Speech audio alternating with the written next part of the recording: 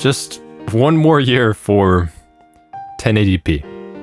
And what's funny is Nvidia actually dropped support for the GTX 1080 Ti not even that long ago. We've got people going all across Japan just to go to the PC stores just to find a deal on an NVMe drive. Top kits of RAM, what's crazy is number 4 on Amazon bestsellers is over $400, which just means we're getting freaking rinsed, and it's not even that good of a kit of RAM. Like, it's just okay, it's mediocre. It is now $165 for a terabyte of SSD space. I bought the same SSD in June of 2025 for freaking 60 bucks. Like 2.5 times more expensive now. Laptop prices as well are expected to just go absolutely bananas. This is obviously terrible for us, but it's also horrible for any normal PC gaming company. If you're not one of the big winners, things are looking bad.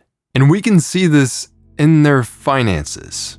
This video is going much deeper into just, oh, shit is expensive now. It's really what this guy in the Reddit post was talking about. I know it's in the nature of the beast for companies to act in their own best interest of their shareholders, but man, am I sick of this AI-fication of what seems like everything. You turn any corner in the technology world these days and you're blasted with these 2 letters. Not to mention the enormous impact it's had on only gamers, but consumer electronics in general. I miss when it felt like gamers were thought of a bit more. And man, I think this guy just hit the nail on the head. Obviously, we've seen companies like Micron that have gone absolutely insane since the RAM crisis. You know, just in the past year, Micron stock has risen 520%. I mean, they were balling out of control. And they did the whole thing where they dropped Crucial, the consumer brand of Micron. Samsung, for example, is also going crazy. And even though some of these deals have fallen through, which I think is pretty freaking hilarious that they bet so much on Mr. Sam Altman, but there's still going to be a huge demand for memory. These data centers still want and need it, and honestly, they can't get enough of it. Like, it affects all of us. It's all consumer electronics.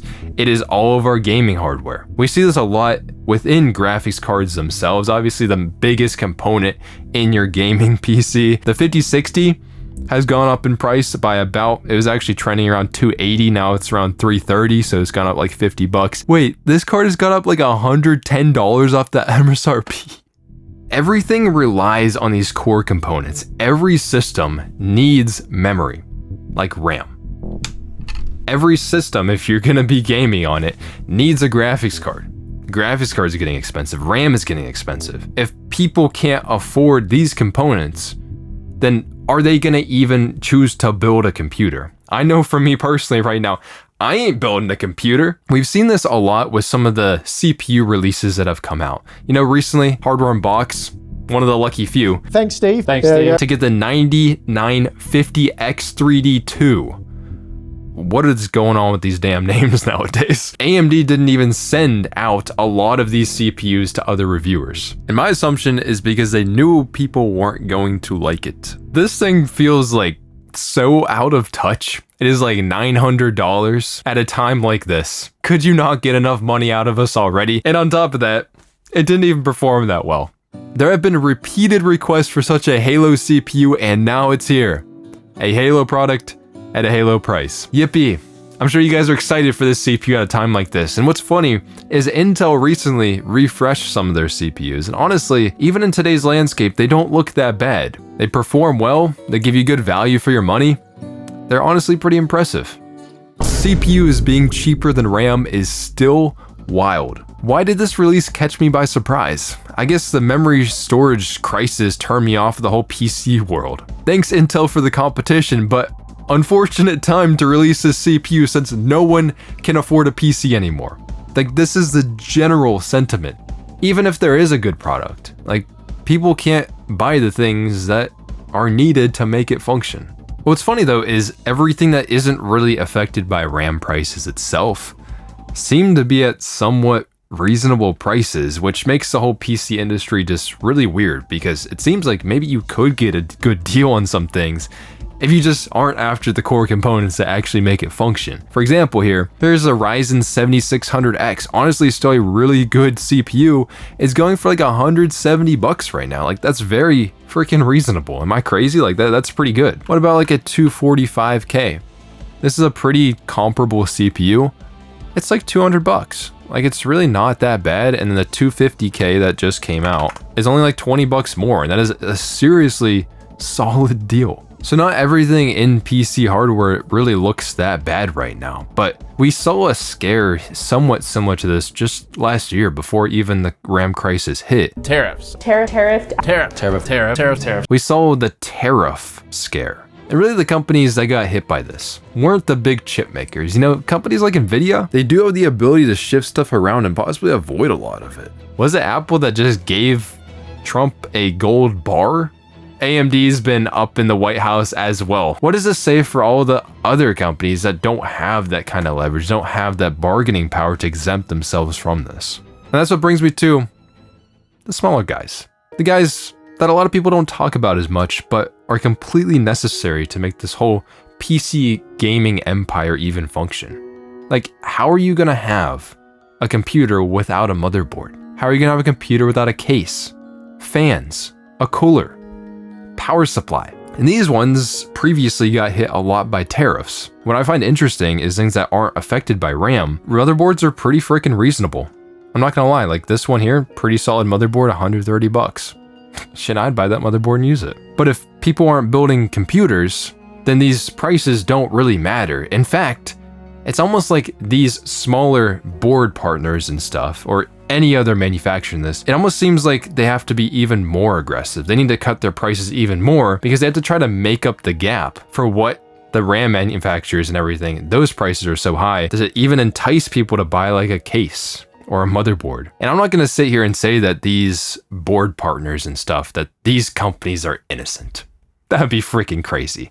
I mean, we saw it in the past. You know, every single time we saw like a cryptocurrency shortage, there was one in like 2016 and 2017, and Nvidia was even facing class action lawsuits because they were saying that their gaming revenue was gaming. It wasn't being attributed to all the sales that they're making like directly to crypto miners and stuff. When there's a cryptocurrency shortage, back in 2018, the GPU makers like a Gigabyte or an Asus or an MSI, companies that make the boards for these GPUs, those companies also profit extremely well because the prices are getting shot through the roof.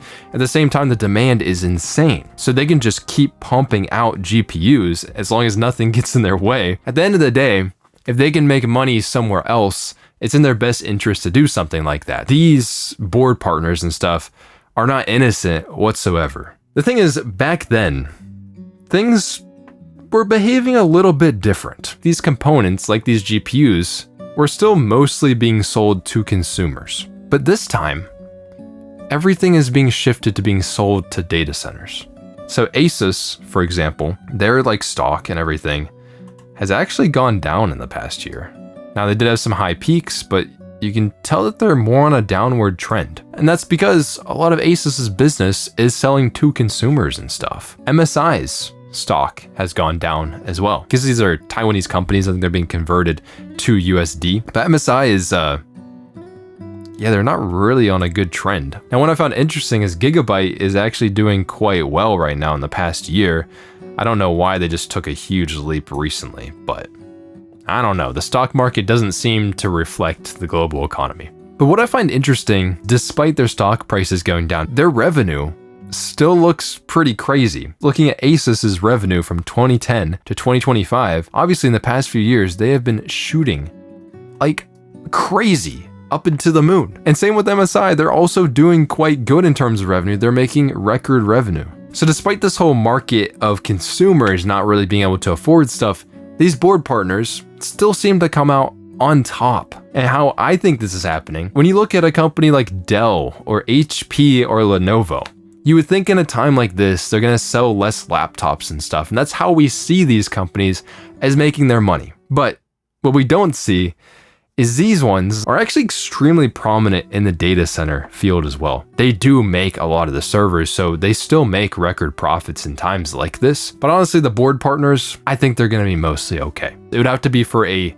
prolonged period of time where they shifted everything to making data center stuff and nothing on consumer. So they'd have to be completely abandon us. Then when the data centers don't need as much demand, that these companies would collapse. Now, what I'm really more worried about is the smaller players, The thing that this entire industry and empire of PC gaming is built upon. And it's the case makers, it's the power supply makers, the cooler makers. You know, I'm just looking on Amazon right now. We've got like cases here. Do you think these are selling nearly as many? You can kind of like click on a thing and it'll show you how many people bought it. This is the most popular case on Amazon. What's funny is that was the #1 case and this is the #2 case and it's half the price pretty much, but it's still selling about the same amount. Then you go to the next one and it's already selling only 100 units. Like it seems like people are just getting the most value case and then a lot of other case sales have gone down a lot. So I worry about companies like Height here. Who's going to be building in these in this time and do they have enough to weather the storm of what's going on? What about like Fractal? Fractal makes some pretty sick cases too. And here's some information from Fractal's sales, but it's only in 2025, so we're yet to really see stuff from 2026, and this applies to most of the companies out there. It's pretty hard to find this data. At the end of 2025, they were still on an upward trend compared to last year's Q4 though. Lee also makes some pretty iconic cases and everything. Fans, power supplies, AIOs. If people aren't building computers, are they gonna be buying this stuff? Arctic. I like Arctic as well. They have some nice, good value coolers. And these are some of the things I've really liked over the past few years is these like components have become more affordable. These guys have to be so competitive just to get anybody to even think about buying this stuff at the moment. Like Cable Mod. I mean, they had those controversies with their power adapters and stuff. Who's really doing like super custom PCs right now? I've even heard from some people behind the scenes that work at some of these PC building companies. They're just not building as many PCs. They've cut their staff a lot. People don't want PCs. They can't afford PCs right now. And I also look at like Corsair. Corsair, what the fuck are you people doing? They sell RAM, so you would think maybe Corsair would be in a very good position at the moment. Corsair just laid off a significant amount of its staff, especially in the consumer side of the business, and it's actively working on, as we understand it, spinning up a new branch of enterprise. Kind of pulling a Micron. And they also just abruptly canceled orders going back to November, including many for a kit of memory for $240, and even restocked some of the items at higher prices after canceling the order. Corsair, while being called out by customers, offered a 15% discount. That discount expired on October 31st, 2025. Oh. Yeah, this is probably a big thing. It's like Corsair's not that organized of a company. Over the past year, they haven't been doing that well. Their earnings call in Q4 2025 shows they have overall better revenue, but if you were to specifically look at the gaming and components, their revenue is down there. And they're also quoting that they're struggling somewhat with the RAM shortages. I'm assuming throughout the next year, 2026 in this case, it's probably just gonna get worse. But it's also somewhat understandable to me why Corsair was behaving the way that they were, because things were changing so quickly. And they also couldn't even afford to fulfill a lot of those orders because they'd be losing hundreds of dollars on every single order, which is pretty freaking nuts. Also, a large part of Corsair's business is in peripherals, it's in cases and stuff. And just like all those other peripheral companies, it's crazy how one basically component can affect everything, cascading effects. But this could lead to a lot of these smaller guys like maybe not being able to weather the storm. Now, in some ways, you could make an argument for this though. You could look at this if you're a thinking consumer or something. Maybe I do want to upgrade my motherboard. You could technically buy a case at a good price right now, so you wouldn't have to buy it later when you do eventually make that upgrade. You could upgrade your fans, you could upgrade your cooler. At a time like this, maybe you can't upgrade your core components, but you could still upgrade your PC in a lot of other ways. And honestly, it makes sense for a lot of people. But I completely get it too, that just this entire environment, I just am not even thinking about upgrading my computer in any way. I'm just gonna save the money. And this is really gonna be a test of what companies are gonna be able to survive and weather this storm. And will new players just completely emerge out of the blue if these other ones, these big players, can't make it? And what I hate for this to end up being is that there just ends up being more consolidation. That a lot of these peripheral companies die, or there's only a few that end up surviving, or some get bought out when they're at lower valuations and stuff. I don't want to see consolidation either, because we've seen so much of that in the chip market. And man, we've been beaten down and abused by like the duopoly that's been going on in gaming graphics cards and stuff. Like we can't really have good competition there. We just kind of have to eat shit. And what really scares me about this situation is it is a complete chilling effect of how much power the chip makers and the memory makers and even the companies who fabricate the chips for these companies, how much power they have over the entire market. Nvidia, AMD, both of them have been known to completely screw over their partners in so many different ways in the past. So it's a chilling effect when just one or two components can be taken away from these things and how much of the industry relies on it. Like, it feels like nothing will ever be the same after this. Now, out of this, some good news is starting to emerge. I saw recently the Framework laptop. A lot of these laptops have soldered memory on them, which means, yeah, you can technically upgrade it if you're an absolute demon, but most of the time you're probably not going to be upgrading the RAM on the laptop. But the reason why they make this argument is because the closer the memory is to the die of the CPU or APU or anything like that, the faster bandwidth it can have and also the less power it needs to operate. So it makes these laptops really efficient and fast. Upgradable laptop memory can't get fast enough for this stuff, and it's also not very low power in comparison. But what's interesting about the Framework laptop like 13 Pro is it has LP cam memory. The APU or the SoC is right here, and this is the memory it operates off of, and it is pretty fast. It's not as fast as soldered memory that's like right next to the CPU and stuff, but man, it's pretty quick, it's low power, and it's user upgradable. And you could buy what would normally be a soldered laptop, you can buy that now and technically upgrade that in the future because the RAM prices are terrible at the moment.